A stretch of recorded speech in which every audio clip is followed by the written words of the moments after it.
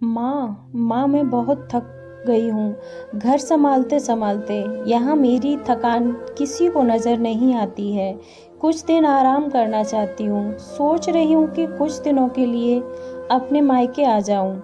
आते हुए अपने बच्चों को भी साथ ले आऊँगी। वे भी वहीं से स्कूल चले जाएंगे। आखिर एक शहर में ससुराल और मायका होने का कुछ तो फायदा मिले। रूपाली ने फोन पर अपनी माँ से कहा। गीता जी ने दूसरी तरफ से कहा, हाँ बेटा, जब तेरी इच्छा हो आ जाना। आखिर ये तेरा ही तो घर है।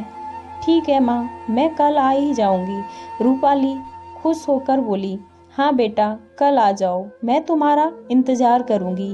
अभी मैं फ़ोन रखती हूँ, मुझे मंदिर भी जाना है। गीता जी ने फ़ोन रख दिया और सीधे किचन में गईं। किचन में खाना बना रही बहू से बोली, अरे सगुन सुनो, कल तुम्हारी ननद आ रही हैं। आज बाजार जाकर फल सब्जी और मिठाइयाँ लेकर आना है। बेचारी मेरी बेटी ससुराल में नौकरों की तरह काम करती है और उस पर कोई ध्यान भी नहीं देता है। यहाँ आएगी तो कुछ दिन आराम से रहेगी तो उसका मन और तबीयत अच्छे रहेंगे। सास के मुंह से ऐसी बातें सुनकर सगुन का चेहरा उतर गया। वह मन ही मन सोचने लगी, काश आपको मेरी थकावट भी नजर आती। मैं भी दिन रात झाड़ू पोंछा, बर्तन, खाना बनाना, मार्केट जाना और वह हर काम करती हूँ जिससे हमारे परिवार वालों को कोई दिक्कत ना हो। काश आप मुझ पर भी थोड़ा ध्यान दे पाती। आपकी बेटी तो जब मन में आता है तब यहाँ आ जाती है, लेकिन मैं तो सिर्फ साल में एक बार ही अपनी माँ के पास जा पाती हूँ। तब भी आपको प्रॉब्लम होती है। मैं भी तो इंसान हूँ, मेरा भी तो मन है। मुझे भी लगता है कि अपने माँ के पास जाकर थोड़ा आराम करूँ, सुख दुख की दो चार बातें करूँ, अपना मन हल्का करूँ। भगवान, अब तुम ही कुछ करो ताकि मेरी सास की आंखें खुल जाएं और उससे मेरी थकावट भी नजर आए। शाम तक भगवान ने जैसे सगुन की सुन ली थी और उसकी ननद का फोन आया। ननद ने अपनी माँ से कहा कि उसकी सास ने उसे मायके जाने के लिए मना कर दिया है, इसलिए वह इस बार नहीं आ सकती। गीता जी बोली, ऐसे कैसे मना कर दिया? पहले तो कभी वह तुम्हारे आने के लिए नहीं रोकती थी, इस बार भला ऐसा क्या हो गया? लाओ मेरी जरा बात कराओ, उन्हें मैं समझाती हूँ। रूपाली ने फोन पर अपनी सास की बात कराई। गीता जी ने कहा, नमस्कार समधन जी, आपसे कुछ कहना था।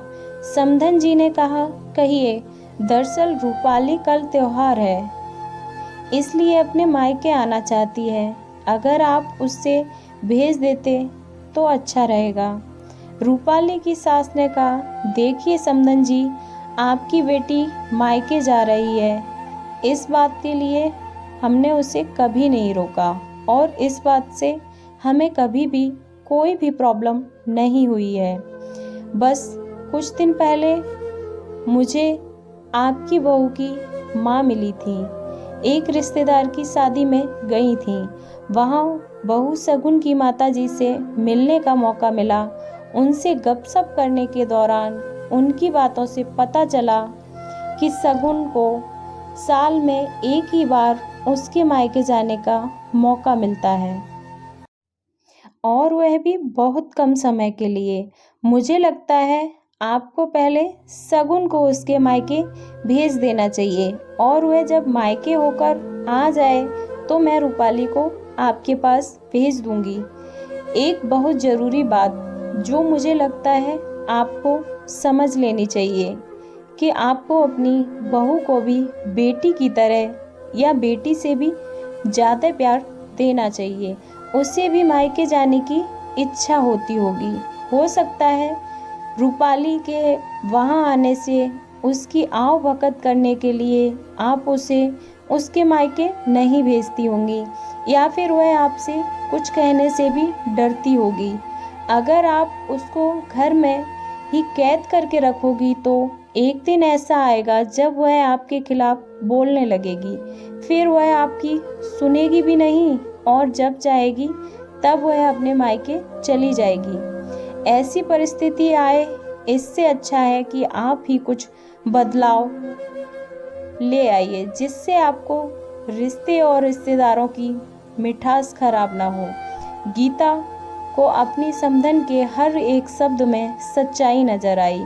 उन्हें महसूस हुआ कि उन्होंने अपनी बेटी के प्यार में अंधे होकर अपनी बहू के मन का विचार नहीं लिया।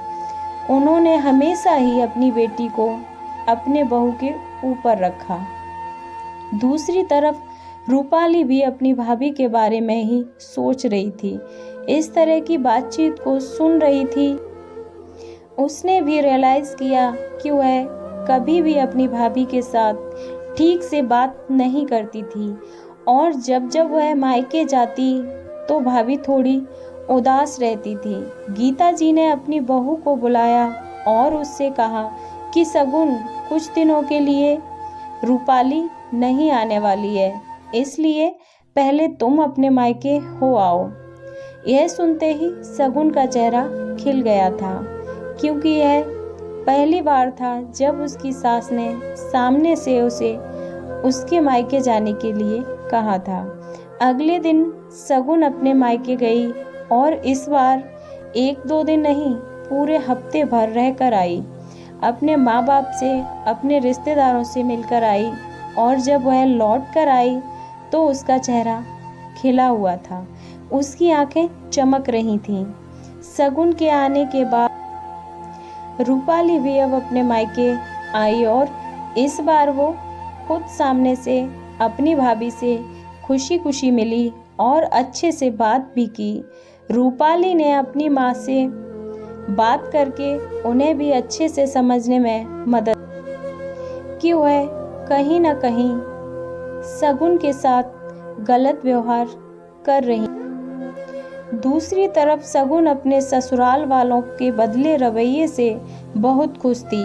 वह अब खुशी खुशी सबका ध्यान रखती और हर काम प्यार से करती। वह ध्यान रखती कि कोई भी ऐसी बात या काम ना करे कि जिससे घर में तनाव का माहौल पैदा हो। गीता जी अपनी बहू को खुद ही समय समय पर मायके भेज दिया करती।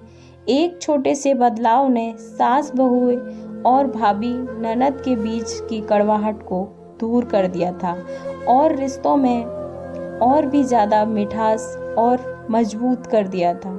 स्टोरी अच्छी लगी हो तो प्लीज़ लाइक एंड सब्सक्राइब। जय श्री कृष्णा। Thank you.